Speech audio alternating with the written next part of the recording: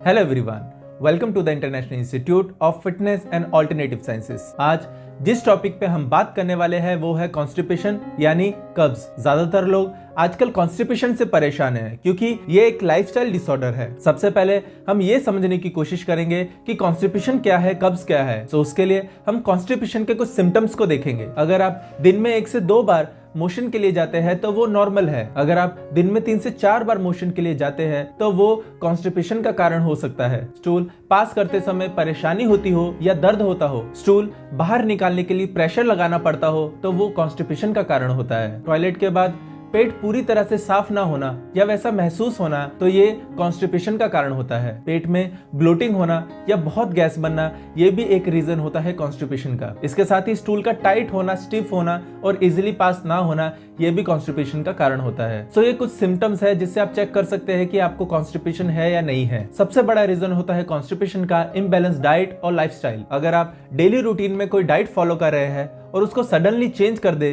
तो उसके कारण भी कॉन्स्टिपेशन होने की संभावना होती है। हमारे मॉडर्न लाइफस्टाइल की वजह से हम ज्यादा एक्टिव नहीं रह पाते और ना एक्सरसाइज करते हैं, जिसके कारण भी कॉन्स्टिपेशन हो जाती है। जरूरत से कम पानी पीने से भी कॉन्स्टिपेशन होती है। खाने में फाइबर कंटेंट कम होने की वजह से भी कॉन्स्टिपेशन होती है और बहुत ज्यादा हाई डोजेज मेडिकेशन से भी कॉन्स्टिपेशन हो जाती है, जैसे antibiotic, pain killer, anti depressive pill आदि का ज्यादा यूज करने से भी कॉन्स्टिपेशन होती है। तो ऐसा हम कौन सा ट्रीटमेंट करें, कौन सा इलाज करें जिससे हम कॉन्स्टिपेशन की प्रॉब्लम को जड़ से ठीक कर सके। तो यही सब चीजें हम आज इस ट्रेनिंग में जानेंगे और सीखेंगे। तो चलिए स्टार्ट करते हैं।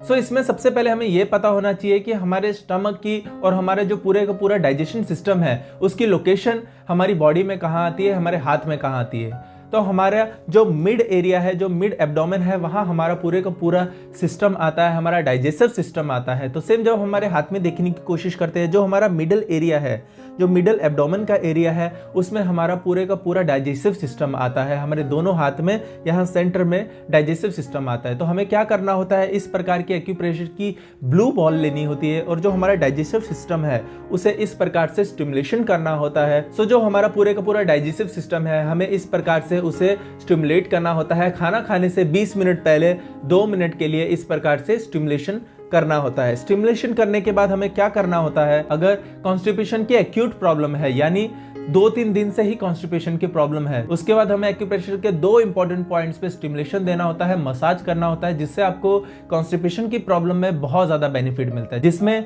जो पहला पॉइंट है वो है CV24। तो ये जो पॉइंट है वो यहाँ पे आता है, जो लिप है इसके नीचे आता है। तो आपको इस प्रकार से इसको प्रेस करना होता है।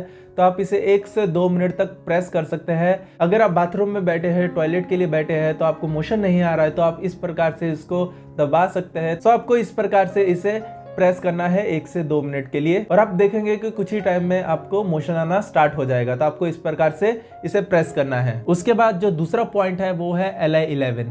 तो LI11 को कैसे फाइंड करेंगे, जो हमारा हाथ है उसे इस प्रकार से फोल्ड करेंगे। जो हमारे हाथ की ये क्रीज है, जहां पे ये क्रीज खत्म होती है, तो आप वहां पे स्लोली प्रेस करेंगे। अगर आपको कॉन्स्टिपेशन की प्रॉब्लम है तो आपको यहाँ पे बहुत ज्यादा पेन फील होगा। तो आप यहाँ पे चेक कर सकते हैं, ये बायलेटरल है तो आपको ये दोनों साइड पे करना है। जब आपके हाथ को इस प्रकार से फोल्ड करेंगे, जहां पे ये क्रीज खत्म होती है वहां पे LI11 का पॉइंट होता है। तो आपको इस प्रकार से उसको स्टिमुलेट करना है 1 से 2 मिनट के लिए, दिन में 2 बार, जिससे आपको कॉन्स्टिपेशन की प्रॉब्लम में बहुत ज्यादा बेनिफिट मिलता है। तो आपको ये दोनों पॉइंट्स पे स्टिमुलेशन देना है। तो मैं आपको एक बार फिर से रिपीट कर देता हूं, आपको क्या करना है। अगर किसी पर्सन को कॉन्स्टिपेशन की एक्यूट कंडीशन है, मतलब 2-3 दिन पहले ही कॉन्स्टिपेशन की प्रॉब्लम हुई है, तो उसमें हमें क्या करना है, सबसे पहले जो हमारा मिड एरिया है, जो हमारा अपर एब्डोमेन है, जिसमें हमारा पूरे का पूरा डाइजेस्टिव सिस्टम आता है, उसे हम स्टिमुलेट करेंगे ब्लू बॉल से। इस प्रकार से पूरे के पूरे डाइजेस्टिव सिस्टम को स्टिमुलेट करेंगे। खाना खाने से 20 मिनट पहले 2 मिनट के लिए इस प्रकार से स्टिमुलेट करेंगे। 2 एक्यूप्रेशर जो पॉइंट मैंने आपको बताए थे उन पे स्टिमुलेशन देना होता है, उन पे मसाज देनी होती है। जिसमें पहला जो पॉइंट है वो है CV24, जो कि आपके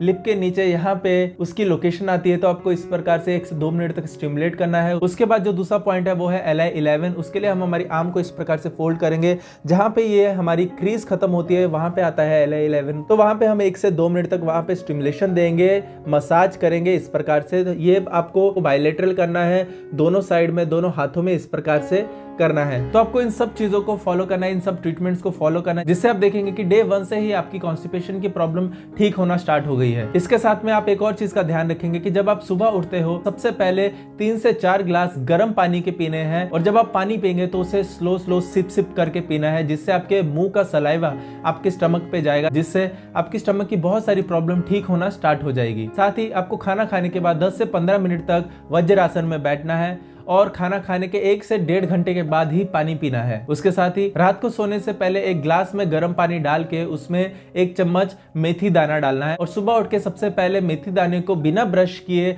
चबा चबा के खाना है। खाने के बाद आपको उसका पानी भी पीना है। उसके बाद आपको 2 से 3 ग्लास गर्म पानी के पीने हैं। मेथी में ऐसी बहुत सारी प्रॉपर्टीज होती है जो हमारे स्टमक के लिए, हमारे डाइजेशन के लिए बहुत अच्छी होती है। सो आप इन सब चीजों को अच्छे से फॉलो कीजिए और एक्यूप्रेशर का ये इफेक्टिव ट्रीटमेंट कीजिए, और आप देखेंगे कि कुछ दिन के अंदर ही क्रॉनिक से क्रॉनिक कॉन्स्टिपेशन की प्रॉब्लम आप जड़ से ठीक कर पाएंगे। सो इतनी ही जानकारी के साथ मैं आपसे विदा लेता हूं। Thank you.